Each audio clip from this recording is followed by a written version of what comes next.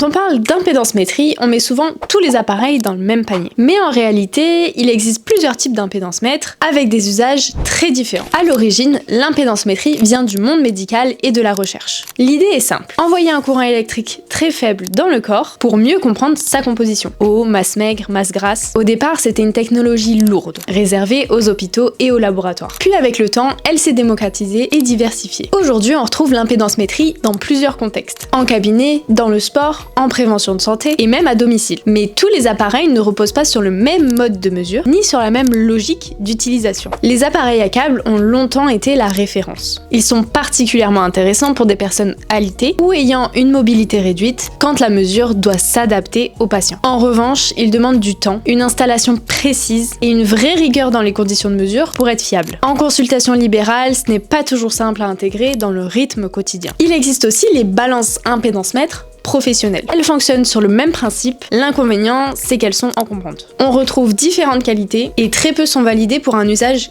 clinique. Le Biodi Expert 3 s'inscrit dans une autre approche de l'impédance-métrie. Une technologie pensée pour les professionnels de santé et utilisable facilement en cabinet. La mesure se fait directement main-pied sans câble avec une technologie multifréquence de spectroscopie et surtout avec un logiciel qui aide à interpréter les données. L'objectif n'est pas d'accumuler les chiffres, mais d'avoir des indicateurs utiles pour accompagner le patient dans l'amélioration de ses habitudes quotidiennes. Finalement, le bon impédance-mètre pour une utilisation professionnelle est avant tout un outil dont la validation clinique est documentée et qui reste cohérent avec votre pratique et votre façon d'accompagner. Et si tu souhaites en savoir plus sur l'impédance-métrie, abonne-toi!